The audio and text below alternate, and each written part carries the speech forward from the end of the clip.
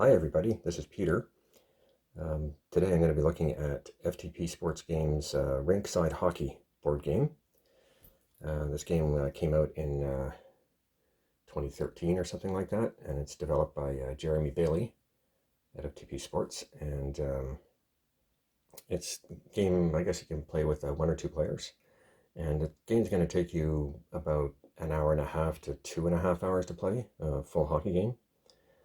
And this game is a print and play only.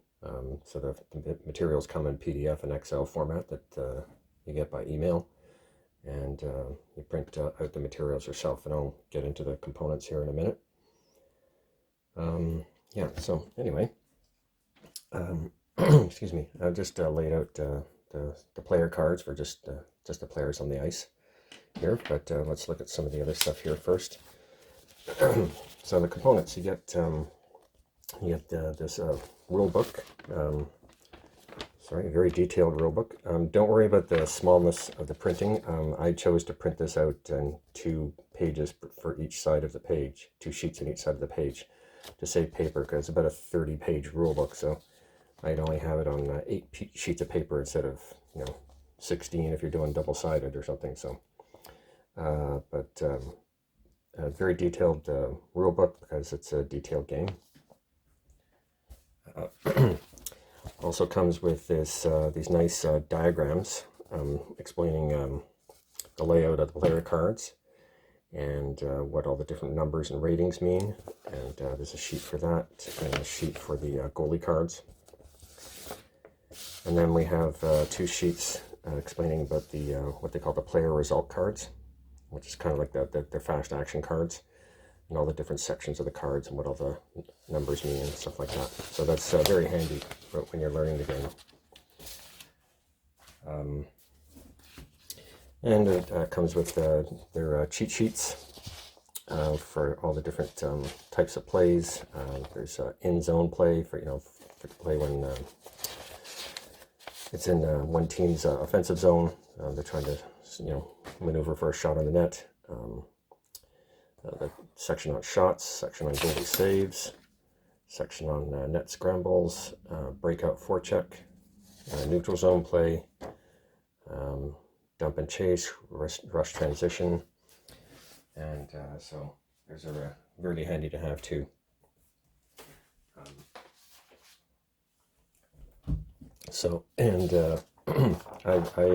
I ended up making my own cheat sheets using that as a base, and then just adding some notes for myself to help me remember things. This is the score sheet that it comes with, and then it comes with some materials here that you can cut out. There's kind of like a game board here where it's got the clock and some few charts like this chippiness meter, momentum, which I'll get into in a minute. And then there's some things you can cut out to sort of put on your board to remind you of what the forechecking strategy is, for instance, and what the hitting strategy is. And these things are to do with the level of officiating, what you do at the beginning of the game, and what the intensity of the game is, because it has mechanics for increasing the intensity of the game if there's a lot of sort of after whistle scrums and stuff and like that. I'll get into that as well. And has a sheet here with penalty boxes, so you can put your player cards in there for players that are in the box. And it has this game center where you, for the type of penalty and who actually gets the penalty. And then it has this section on scrums and agitators. Again, that's to do with that after whistle play. This is a chart for auxiliary plays, or like sort of the unusual plays. And then there's a fight card here, so sort of a more detailed description of how a fight progresses, sort of a punch by punch kind of thing. You draw numbers and it tells you what happens, depending on it's the higher rated fighter or the lower rated fighter fighting. And then it also has a few sheets of these goal scoring descriptions, so it adds a little color to your game. So for instance, if you get a soft goal, you pull a number on the card and goes at the range. It just says, floats over the goalie's glove and into the back of the net. So it just has a little description. And yeah, so all those game materials that I showed you, they all come in PDF format. And the player cards themselves come in Excel format. So you can make changes to it as much as you want. So you can decide which players you're going to actually print out. You don't have to print out all the players that Jeremy provides. So you might have a player that only played a couple of games. You might not want to print that person out. So you can do that. Another thing you can do with these cards is you can customize the look of them. I've normally the player card just comes with the player's name in black against a white background. So what I've done is I've added the team logo and the team colors with a bit of the trim. This might be kind of hard to read there. And so that's kind of neat. You can sort of, and I'm seeing threads on the Delphi forum where people have added the team color, like the whole card is one of the another color, a non-white color, and then they put all the numbers and readings, headings in white. So it's totally up to you. And then these things are the player result cards.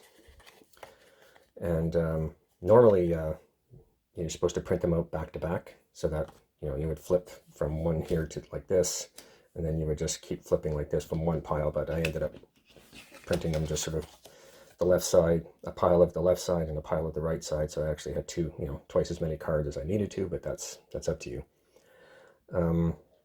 As long as you flip them the right way. Yeah, so this is what the player result cards look like, and there's a lot of information depending on what's going on, and we'll get into that as we play the game. Yeah, normally this is when I normally play the game is I put the cards in these plastic pocket sleeves with 12 pockets per page, and just lay them out sort of side by side, sort of one team and then another team, and so it takes up quite a bit of width. But as you can see from these, there's quite a bit of space in between. So if you want to just lay it on the grid method like here, you can put them a lot closer together and save some space. So you might be able to put all the player cards, lay them out on one, across your table, depending how big your table is, of course. Okay, so yeah, and if you don't want to play with the charts and those cheat sheets I showed you and these player result cards here in paper format, it does come with a computer game center that's also in Excel. It's basically a really a macro-enabled Excel. It's an Excel helper, and you can just click. There's a button that says get result. Click, and then it cycles the numbers, and so it gets all the different. So it sort of does the function of this play result cards. And you can. It also has other tabs so you can put in your player list and sort of do when you're entering penalties and goals and assists like that, you can just get a drop-down list and just select the player that's involved in the play. And then you can open up a league register file as well, and then when you enter the goals and stuff like that, it'll automatically get updated in the league register file. So that's kind of neat. So there's a couple of different ways to play it. Yeah, so I guess we'll get into some sample gameplay here. I forgot to mention that, excuse me, the player cards, there's 15 player cards on a page. So you can get most teams, all the players printed out on 2 pages. So just to give you an idea of how much has to be printed out. Okay, so before you start the game, you do something called a pregame check, where you're checking to see if the goalies are going to have a good game or not. And just basically what you're doing is drawing these 2 cards and looking at these 100 numbers and comparing it with a certain range. So for instance, if this right number is above 20, it's possible that the goalie will have a good game. So you look at the other 100 number, 48, and you would compare that with the goalie's rating, 44. So in that case, the 48 number here is about 44, so Hasek's just going to have a normal game rating. If this number was within, like less than or equal to his rating, then he would start the game off with a good game. And basically what that means is that if the goalie, in the shot process, when the goalie makes a save, you're not only going to check against this number here, which is a 1 to 100 number. If the range, if it's outside the goalie's range, then you would also check this number here, this 9, which is a number out of 20, to see if he makes a save. If it's just a normal game rating, you wouldn't be using these big save ratings. So anyway, I'm not going to go through the process for this sample.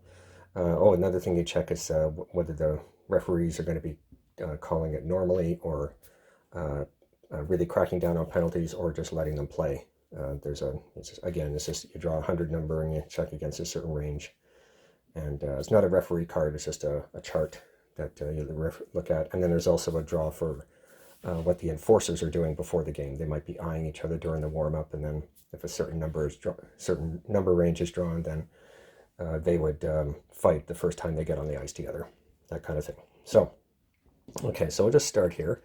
We'll start. I'm just going to go through a little bit of gameplay here, not very much. I just mainly want to make this an overview video. I'm going to be making more detailed videos, more like tutorial style, but step by step about how to do the different things, different aspects of the game. So you can look out for those in the coming weeks.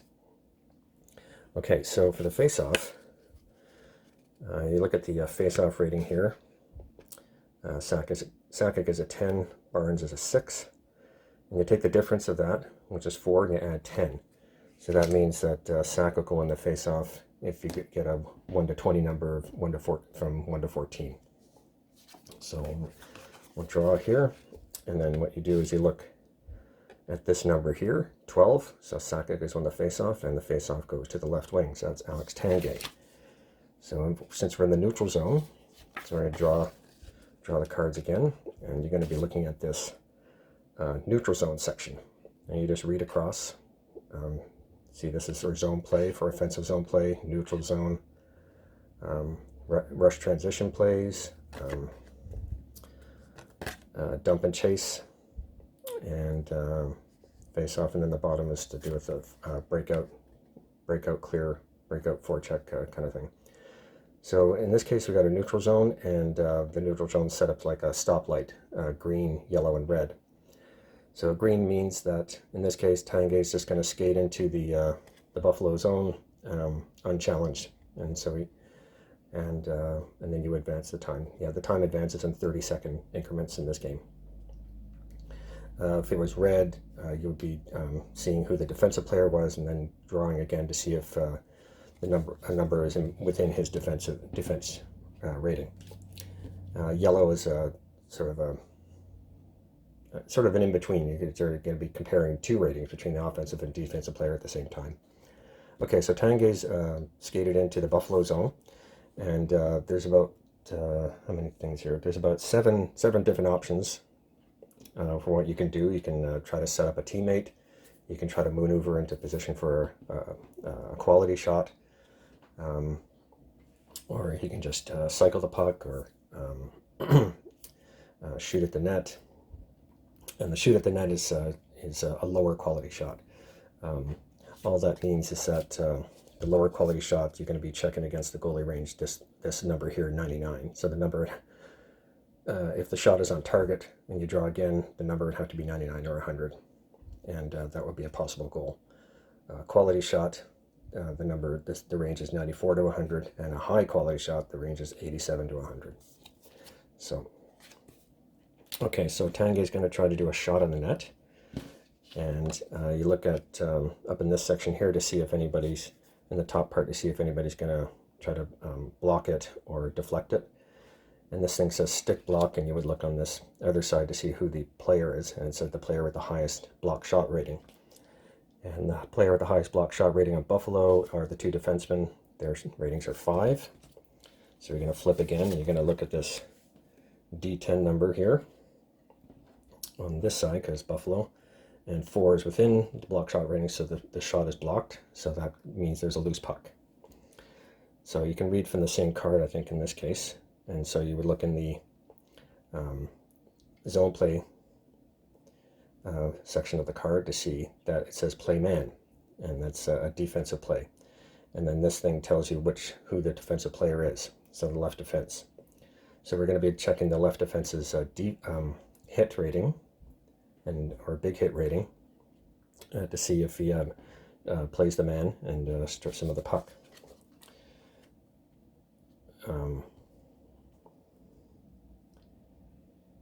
Yeah, so that's the left defense, and that's Zitnik, and his hit rating is 5. So we're going to be looking for a 10 number that's 5 or less, and it's 7. So he doesn't play the man. So that means Colorado has the puck, and this says here that the center has the puck. So Joe Sakic has the puck. So Sakic is going to try to take a shot at the net, which will be a low quality shot in this case. And so you're looking at this number here, which is a 100 number. You combine the two digits together, so the number is 75. And 75 is within Sakic's shot rating, which is 88, so the shot is on target. And so you flip again, and you see there was nothing up here to indicate that there'd be a possible block or a deflect tip. And so you flip again and look at this number again, 46, and you look at the goalie's low quality shot save rating, and it's 99. So it's not a goal. So what you do is you take the first digit of this number, 4, and you look at the goalie's rebound control section. Now this column here is for easy shots, and this column here is for difficult shots. A difficult shot is if the shot number on the player check is from 1 to 50, and the easy shot is from 51 up to his shot range. So the number was 76 or 75, and so that's an easy shot. And so we look at this number here, 4, and 4 is less than 5. So Hasek saves the puck and covers it up, and there's a whistle. So that's basically a simple shot process.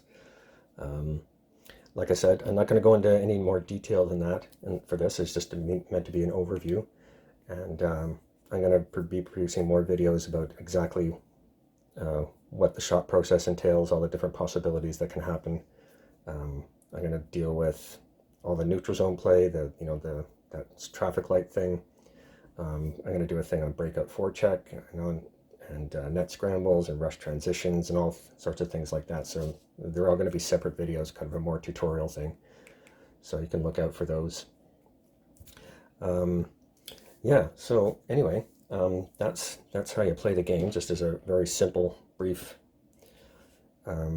sample of play. This game, it's like I said, it's as you can see, it's a pretty detailed game. There's a lot of ratings on the cards. There's a lot of ratings on a lot of things going on in these play result cards, but it is a large learning curve.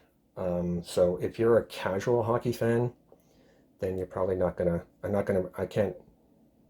I wouldn't recommend this game. If you're a casual hockey fan, you might find this too overwhelming and has too much detail for you. If you like detail in hockey games, then you're probably going to like this game. Yeah, it's still going to take you a long time to learn the game. It took me a while, but I just kept playing over and over again because I love hockey and I love the detail in this game. And I've been able to get the play time down to about an hour and a half for a game. It was probably taking me like 3 hours in the beginning. So yeah, but I think it's worth it. I really like this game, but like I said, if you're more of a casual hockey fan, then you're probably not going to like it. And it also, depending on whether you like a game that's driven by dice versus action cards, also whether you just order printed materials or something, or you go with PDFs, that'll affect your decision as well.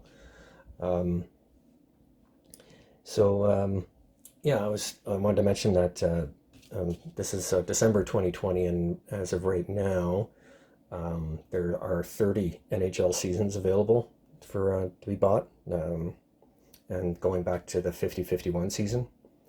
And he's got one WHA season and one Western Canada Hockey League season.